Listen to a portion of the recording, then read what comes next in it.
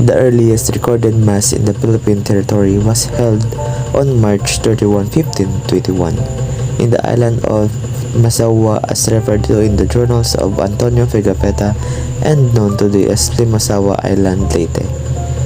It was on Easter Sunday and was presided by Father Pedro de Valderrama, chaplain of Magellan Elcano expedition. Two native chaplains were in attendance, Daraha of Mazawa and Daraha of Butuan. After the mass, the crowd went up a little hill and planted a wooden cross upon its summit. There are two primary sources that historians refer to identify the site of the first mass in the country. We have Francisco Albo's log and Antonio Pigafetta's account, who are eyewitnesses of Magellan's voyage. Francisco Albo, boatswain and navigator from the island of Rhodes in southern Iguain Island, joined the Magellan expedition as a pilot of the Magellan's flagship Trinidad. He began keeping his own diary, merely a logbook on the voyage out while they were sailing. He was one of the 18 survivors who returned to Sebastian Elcano on the Victoria after having circumnavigated the world. Antonio Pigafetta. It is around 1491 when he was born in Vicentia, Republic of Venice, or was known now as Italy, and died at the age of 39 to 40. Around 1531, he studied astronomy, geography, and cartography. Italian scholar and explorer from Republic of Venice. He traveled with the Portuguese explorer Ferdinand Magellan and his crew on the first voyage around the world. Based from Historia del Nuevo Mundo by Juan Bautista Muñoz that was published in 1793, Albo's logbook was written during their expedition on their first circumnavigation of the earth in the year around 1519 to 1522. The source was a derrotero or a logbook of the voyage of Fernando Magallanes in search of the strait.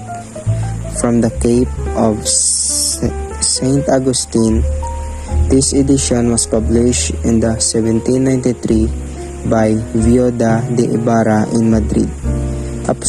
Approximately 12,167 kilometers away from Leyte. The original journal of Magellan's voyage was published or created around 1525 with its nature or description of ca. 19th century, red goatskin, gold tooled, bound by Duro in 1851. It was made or written by Pigafetta Antonio with a resource type of archives or manuscripts and stated produced in France, that is approximately 11,499 kilometers away from Leyte.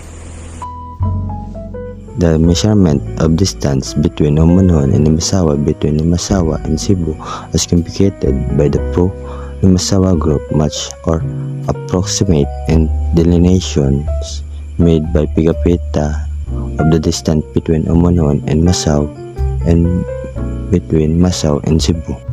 According to Albo, as they reached the top, the natives pointed out 3 islands in WA's direction where there is much resources. The said 3 islands are believed to be those of Camunghin, Bohol, and Surigao area of Mindanao. The evidence of Albo's logbook. The evidence of Pigafetta. A. Pigafetta testimony regarding the route. B. The evidence of Pigafetta maps. C. The 2 natives king. D. An agreement from commission. Summary of the evidence of Albo and Pigafetta. The issue of exact location of the historic mass was early resolved by the NHI, the forerunner of the NHCP, throughout 2 panels of experts. The first led by former Supreme Court of Justice Emilio Gancayco in 1995, and the second by historians Benito Legarda in 2008. Both panels wrote that the site of the 1521, Easter Sunday Mass was Limasawa Island.